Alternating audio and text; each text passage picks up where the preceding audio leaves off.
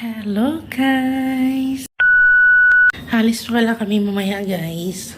Si Pachi, dali namin sa grooming. What? So ngayon, gagawin ko muna. Nalabahan ko tong kortina. Dahil ito na lang yung hindi natanggal sa kabilang kwarto. So laban ko muna to habang mabasa ng araw. Ganda ng panahon. Init na init. Tuyo nila yun.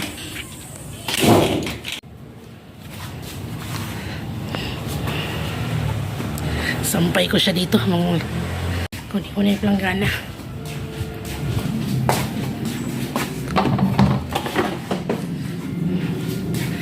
Handa ko na yung baon ni kay June. Idaan ni ate doon. Kasi nagpintura siya sa may apartment.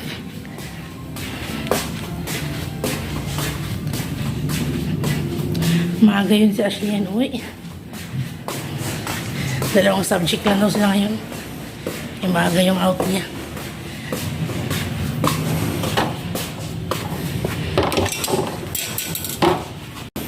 Antok na ako. Tulog yan na. Kapwisto na siya sa ilalim. Naglaba muna ako sa kortina guys. Balikan ko na lang kayo mamaya. A few moments later. Basta kami guys. Dahil namin Pachi doon para ma-roaming na siya. Pati kang dala na payong. Ang init. Sombrero ka sana. Mabigat nito. Ayun, si Pachi kasi yung mata niya tumubo na yung buhok. Tingin sana ang Pachi. Oh, harangan na yung eyes. Kailangan na siyang ma-roaming. Roaming siya? Wow. Nice naman yan. Init. Bang kami tricycle. Bang tricycle. Wala pa duman. Pachi?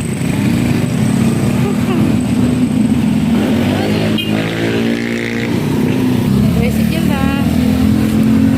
Yes, si Pachi. Nagbak-ride sila actually. Saan, ma'am? Yan lang sa ano?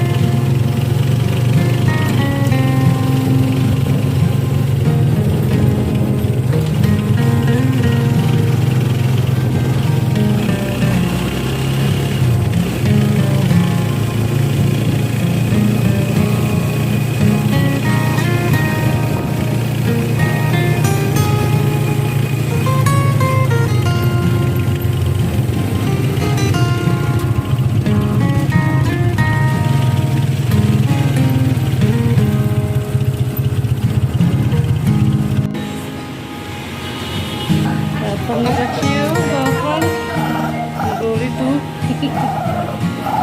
Ayaw ang kahawan. Pa naman. Galit siya waka doon. Pachi! Pasok na kami sa grooming. Grooming namin.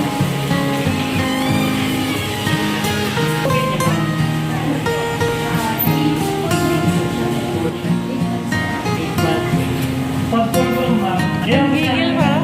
Hindi, ganyan lang siya.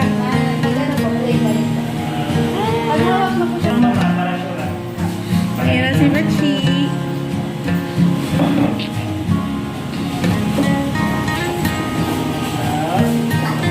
Ay.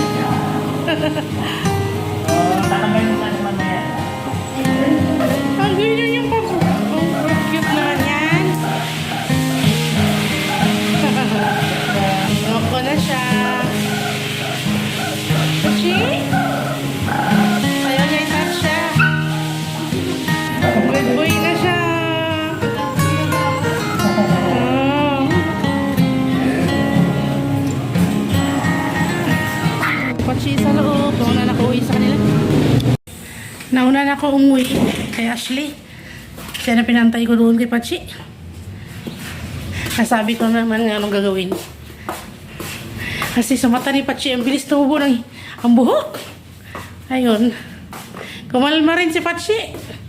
Nung una, ayaw mo niya ipahawak. Galit na galit siya.